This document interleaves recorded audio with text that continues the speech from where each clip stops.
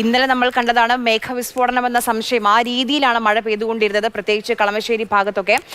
ആദ്യത്തിന് ഓമനക്കുട്ടൻ നമുക്കൊപ്പം വിവരങ്ങളുമായി കൊച്ചിയിൽ നിന്ന് ചേരുന്നുണ്ട്. ആദ്യം എവിടെയാണ് നിൽക്കുന്നത്? ഇന്നത്തെ കൊച്ചിയിലെ സ്ഥിതി എങ്ങനെയാണ്?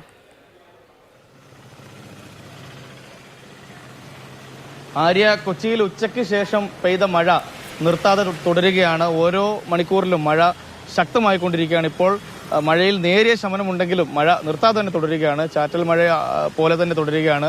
ഒരു മണിക്കൂറിലധികമായി നിർത്താതെ മഴ കൊച്ചി നഗരത്തിന്റെ വിവിധ ഭാഗങ്ങളിൽ പെയ്യുകയും ഇപ്പോൾ വെള്ളക്കെട്ട് രൂപപ്പെടുകയും ചെയ്തിട്ടുണ്ട്. ഇപ്പോൾ ദൃശ്യങ്ങളിൽ കാണുന്നത് കലൂർ ഭാഗത്താണ് ഇപ്പോൾ ഈ വെള്ളക്കെട്ട് രൂപപ്പെട്ടിരിക്കുന്നത്. ഒരുപാട് ഗതാഗത തിരക്കുകളും ഉള്ള ആളുകളൊക്കെ ജോലിക്ക് ശേഷം മടങ്ങുന്ന ഒരു പ്രധാനപ്പെട്ട റോഡാണ് ഇവിടെ. അവിടെയാണ് ഇപ്പോൾ ഈ വെള്ളക്കെട്ട് രൂപപ്പെട്ടിരിക്കുന്നത്. ഇവിടെ മാത്രമല്ല, ഇടപ്പള്ളിയിലും കളമശ്ശേരിയിലും തമ്മനത്തുമൊക്കെ തന്നെ വെള്ളക്കെട്ട് രൂപപ്പെട്ടിട്ടുണ്ട്.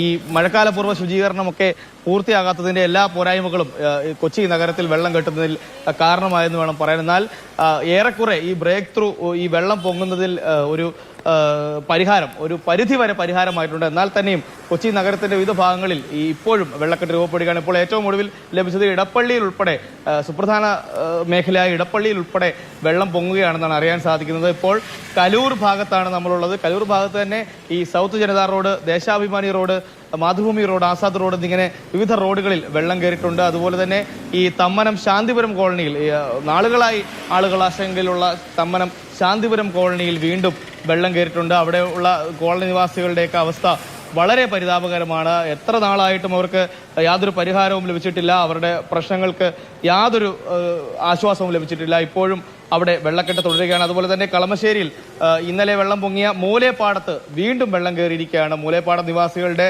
അവസ്ഥയും വളരെ പരിതാപകരമാണ്. തമ്മനം ശാന്തിപുരം കോളനി, അതുപോലെ തന്നെ എറണാകുളം ജില്ലയുടെ വിവിധ ഭാഗങ്ങളിലും ഇന്ന് മഴ ശക്തമായി ലഭിച്ചിട്ടുണ്ട്.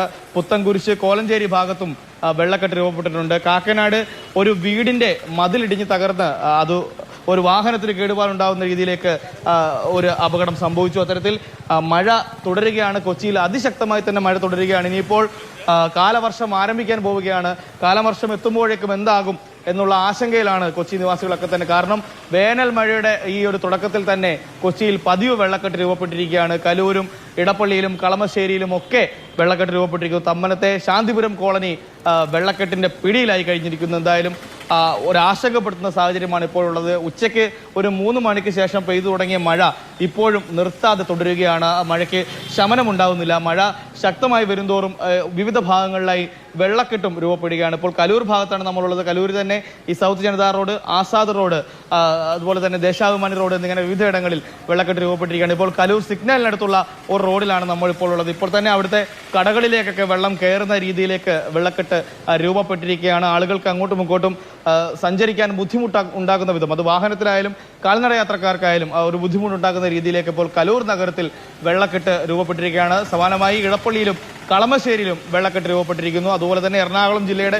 വിവിധ ഭാഗങ്ങളിലും വെള്ളക്കെട്ട് രൂപപ്പെട്ടിരിക്കുന്നു. എന്തായാലും കാലവർഷം എത്തുന്നതിന് മുൻപ് തന്നെ 3 മണി മുതൽ മഴ ഇങ്ങനെ നിർത്താതെ പെയ്യുകയാണ്. കളമശ്ശേരിയിലൊക്കെ വെള്ളം കയറിക്കൊണ്ടിരിക്കുകയാണ്. ആദ്യത്തിൽ നിൽക്കുന്നത് കലൂരിലാണ്. കലൂർ ജംഗ്ഷൻ ഏറ്റവും തിരക്കുള്ള ജംഗ്ഷനുകളിൽ ഒന്നാണ് കേരളത്തിലെ തന്നെ.